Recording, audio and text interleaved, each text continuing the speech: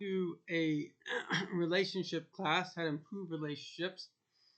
Of course, it's the most important thing that we can do is improve relationships. And relationships. I like to call myself an expert because I've been married twice. I don't know if that makes me an expert or the opposite, but certainly a friend of mine, quite a brilliant man, once told me that it's true, but he said there's a study that divorced men actually are the most successful people because actually when you go through a breakup of a relationship, it makes you look quite deeply into what needs to happen. And fundamentally speaking, there's a very simple truth that needs to be understood. And if we understand this truth, everything will change. Now, the greatest expert in pretty much everything is the Lubavitcher Rebbe, Rabbi Schneerson. He wrote over, where there are over 200 books of his writings or his teachings, and he was just absolutely brilliant. He knew everything that came before him, and he had this ability to get to the crux of an issue, which is really important because there's so many different fields of psychology, and people are talking, talking, and talking, but unless you're at the very core point of what makes something work or not, you're just wasting everybody's time in a very ridiculous way. So there are actually only three things that you need to know to make a relationship work. And they're different for a man and a woman. So let's begin with a man. The first thing that you need to know, and this is a teaching of Judaism, it's not going to be rocket science to anyone, is that your wife is the other half of your soul. In fact, it's the first thing that God tells Adam.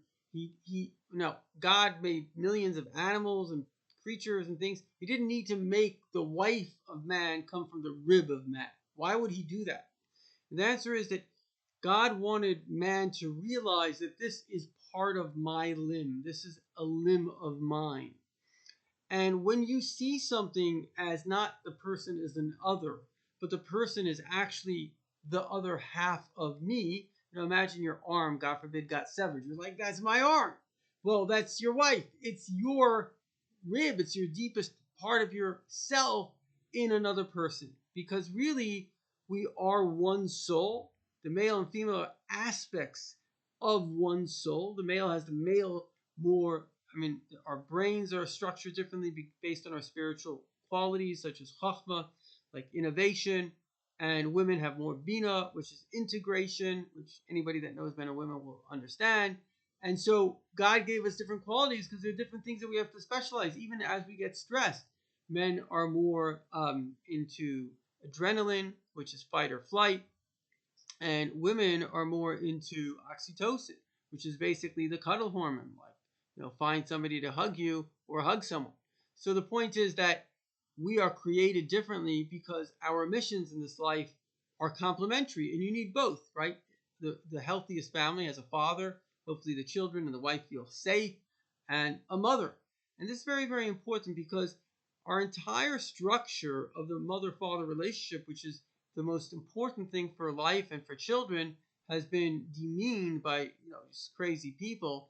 And we have to understand why the value we each bring to the table. The more we understand that, the more we'll appreciate ourselves and what we're doing.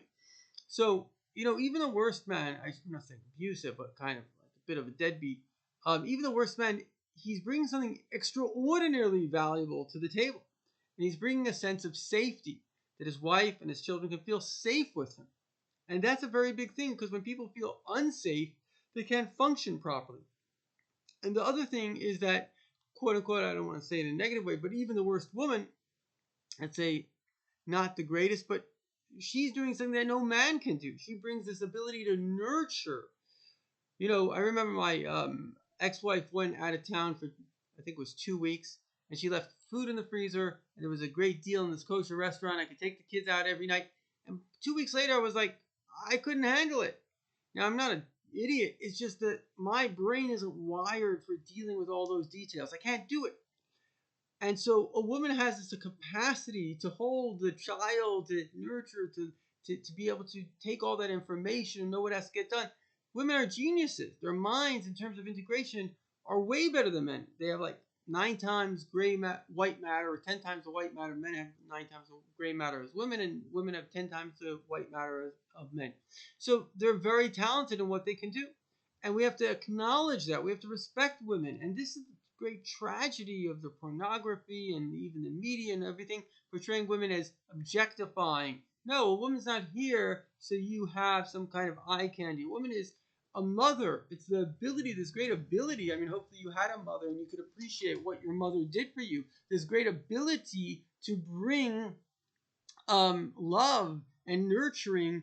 And in fact, it's very interesting. This great scientist that studied the alpha and male in terms of ape, which they really have a family structure. Says, well, there's an alpha female, and people go to her for comfort. When you need a hug, you're not going to your dad, you're going to your mom.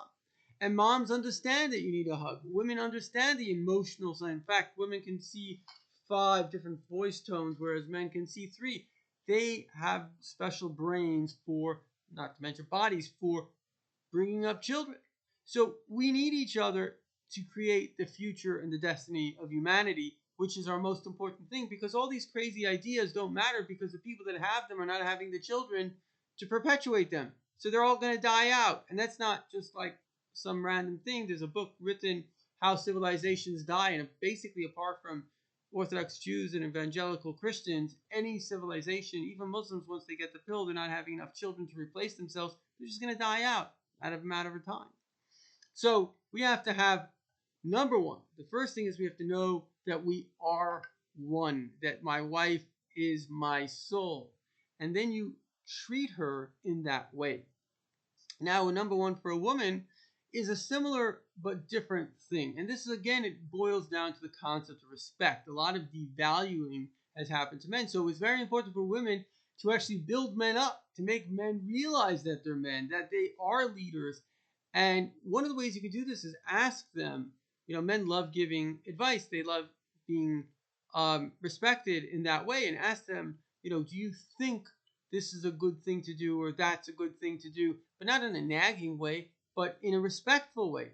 Make the person realize that they are a very important person. And I look up to you.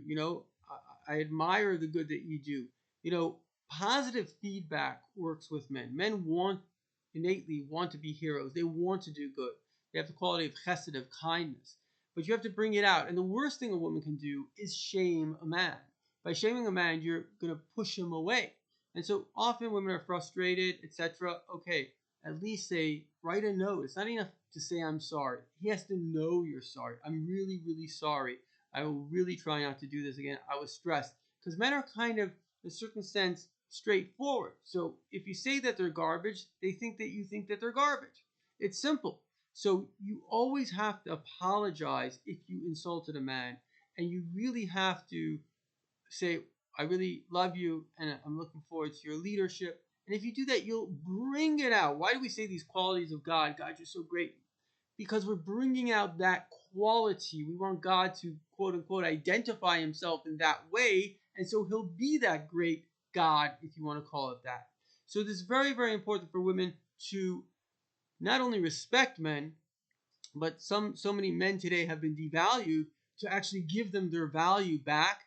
And do it a lot, I would say, through writing, because words often people may not take it that seriously. But if you write a letter to somebody saying how you feel and looking forward to their leadership and things like that, that will be gold.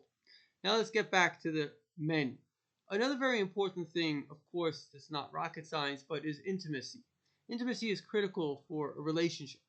It will make a woman love you. It will be the bond. And of course, the best way to intimacy is what the Torah tells us: 2 weeks on, 2 weeks off, the mikvah. And it's critical stuff. You have to follow it to the T and it will work.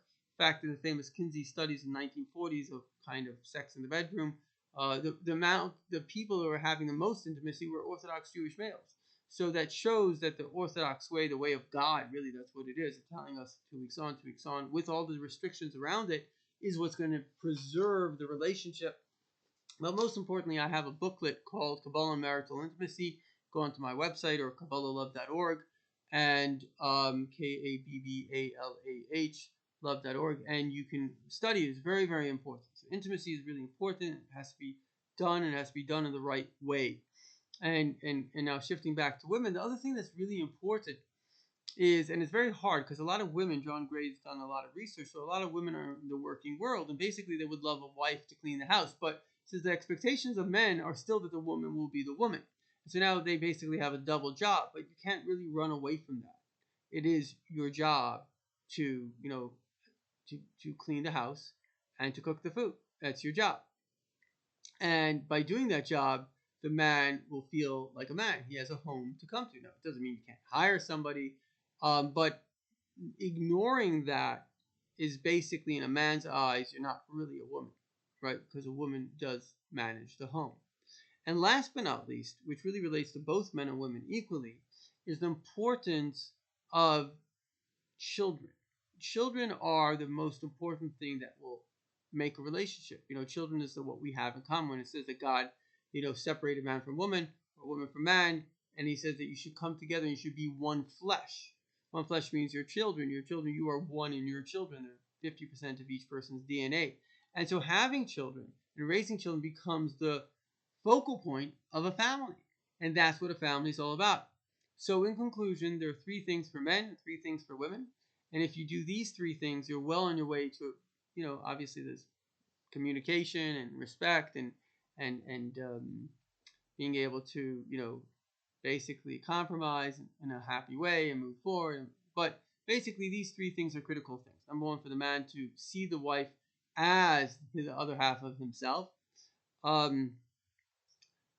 Number 2, for the wife to give respect to her husband, and if not, build him up and bring out the good qualities that he has. Bring out the qualities that you want. If you put him down, he'll be down. But if you bring him up and tell him what's special about him, then he will rise to those qualities. And often, if you do criticize, because sometimes you get frustrated, what you need to do is write a letter of apology. He really needs to understand that you are sorry and that you think that he's special, because unless you change what you said, that may be the last thing that he thinks that you think of him, and you kind of destroyed your relationship. And last but not least, we have, for the man, we spoke about the importance of intimacy, and for the woman, the importance of cleaning and cooking, making a home, and children, the most important thing. So with God's help, you can do that. L'chaim v'lebracha.